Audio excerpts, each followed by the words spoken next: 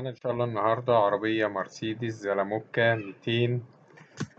العربية موديل 89 كاملة أوتوماتيك ما عدا فتحة السقف، دواخلها فابريكا بالكامل، موتور ممتاز، عفشة ممتازة، العربية انجكشن، كاوتش جديد، بطارية جديدة، فيها رخصة لحد شهر يناير المقبل.